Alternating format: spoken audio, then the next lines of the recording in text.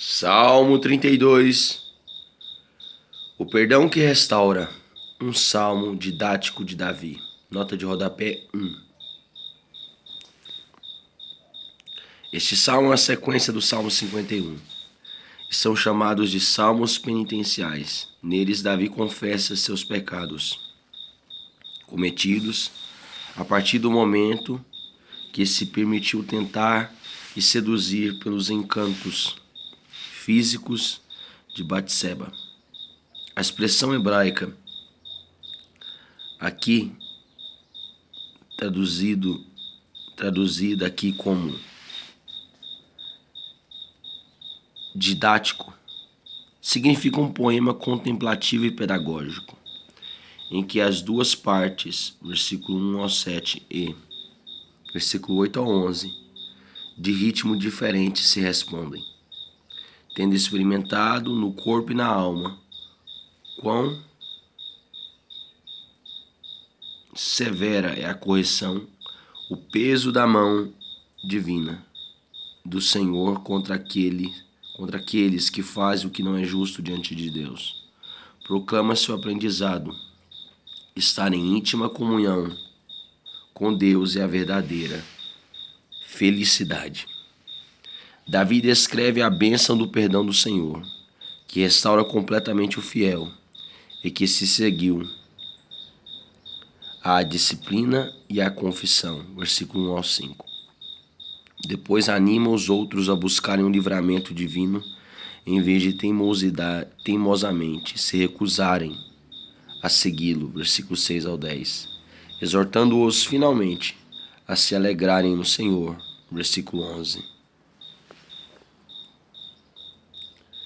Versículo 1. Bem-aventurado aquele que tem suas transgressões perdoadas e seus pecados apagados. Versículo 2. Como é feliz aquele a quem o Senhor não considera iníquo e em cuja alma não há hipocrisia. Versículo, nota de rodapé 2. No Novo Testamento, o apóstolo Paulo fará uso desse texto para mostrar que a justiça em nós criada não vem de nós mesmos, mas é uma dádiva de Deus, concedida aos fiéis, Romanos 4, dos 6 ao 8. Somente pela fé no Senhor é possível apropriar-se da justificação e, portanto, sentir-se plenamente restaurado. Gênesis 15, 6. A expressão alma ou espírito traduz o sentido hebraico antigo de entranhas ou íntimo dos sentimentos e decisões humanas. Versículo 3. Enquanto mantive meus pecados inconfessos, meus ossos se definhavam e minha alma se agitava em angústia. Nota de rodapé 3. O reconhecimento do erro com a devida e sincera confissão ao Senhor e o forte propósito de se afastar dele, incluindo, quando possível, restituição do prejuízo causado, fazem parte de um processo terapêutico que conduz o pecador à libertação e felicidade plenas. O verbo hebraico na conjugação rifio significa ponderar, considerar, estar em profunda meditação e preocupação.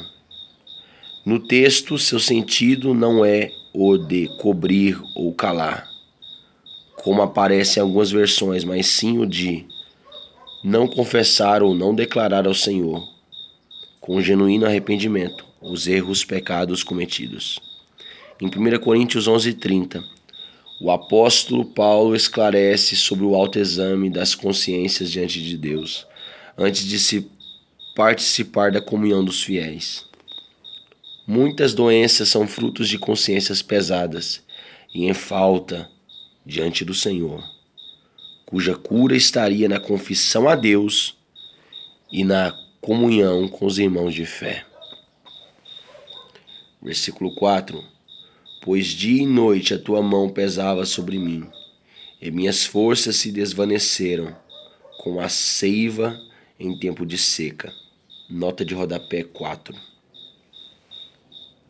As expressões hebraicas transliteradas em lesadai,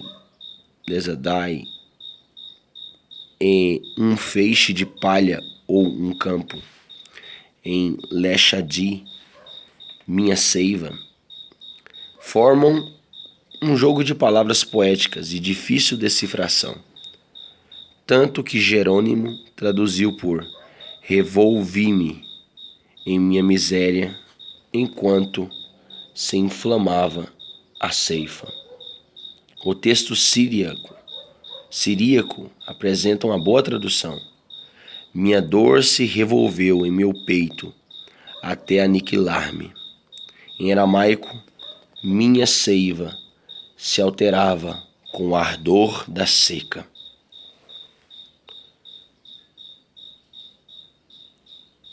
Versículo 5. Confessei-te o meu pecado, reconhecendo minha iniquidade, e não encobri as minhas culpas.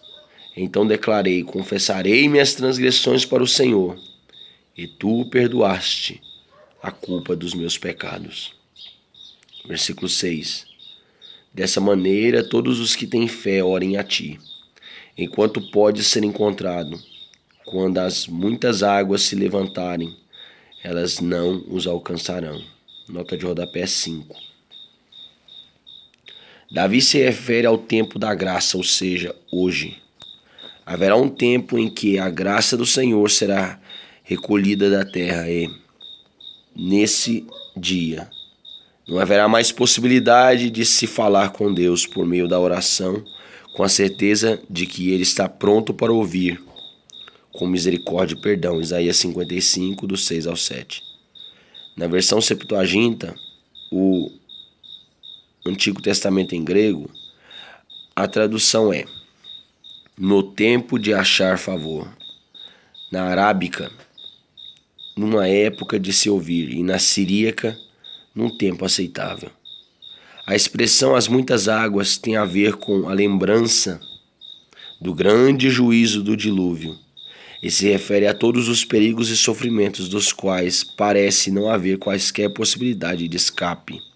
Entretanto, para aquele que coloca toda a sua confiança, fé no Senhor, Yahvé permanece a profecia de Joel. E ocorrerá que todo aquele que clamar o nome do Senhor será salvo. Joel 2:32. Versículo 7. Tu és o meu abrigo seguro. Tu me livras das aflições e com cânticos de salvação me envolves. Nota de rodapé 6. Os salmos de Davi são recitados até hoje nas casas judaicas e nas sinagogas em todo o mundo. Alguns judeus costumam ler todo o livro uma vez por semana. Outros completam a leitura e recitação em um mês. Este versículo é assim transliterado: Ata seter li mitzar titsereni Hané falete tesoveni sela. Como já foi explicado, o termo sela ou selá foi traduzido como pausa. Versículo 8.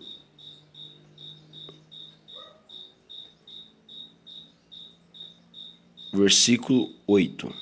Diz o Senhor: instruir-te-ei e te guiarei no caminho a seguir.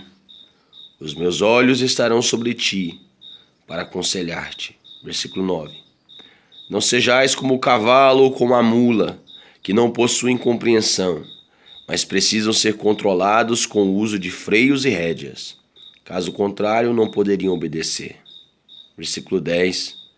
Muitos são os sofrimentos do ímpio, mas a bondade do Senhor protegerá quem nele confia. Versículo 11. Alegrai-vos no Senhor, ó justos, e cantai bem alto, vós todos que sois retos de coração. Nota de rodapé 7.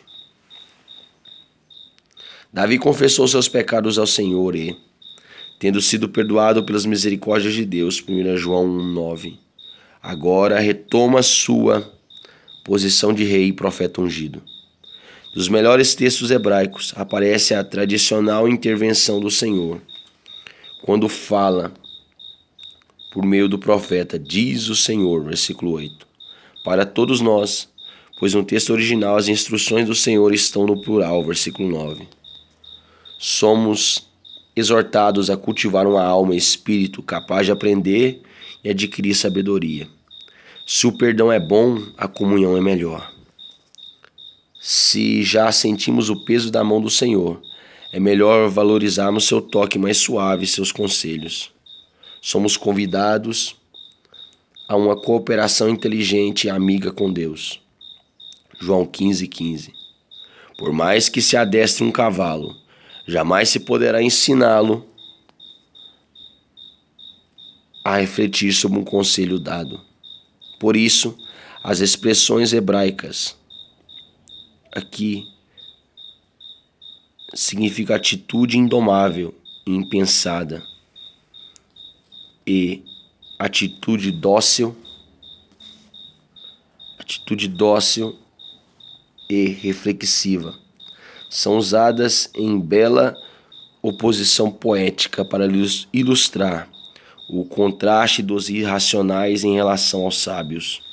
Cavalos e mulas só aprendem a obedecer em função de pressões e condicionamentos físicos. Jeremias 8:6. Mas todos aqueles que amam o Senhor com sinceridade podem bradar de alegria, expressando na adoração os cânticos de livramento, já antecipados pelo salmista, em meio à aflição. Por isso as expressões hebraicas aqui utilizadas, essas expressões aqui utilizadas, Ain, Shin, Dalet, atitude indomável e impensada, e Het, Samek e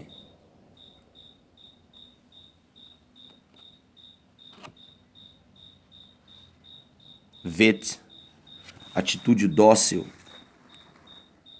e reflexiva, são usadas em bela oposição poética para ilustrar o contraste dos irracionais em relação aos sábios.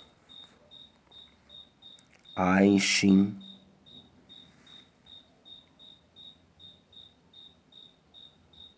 Dalet e Het, Samek e Vet.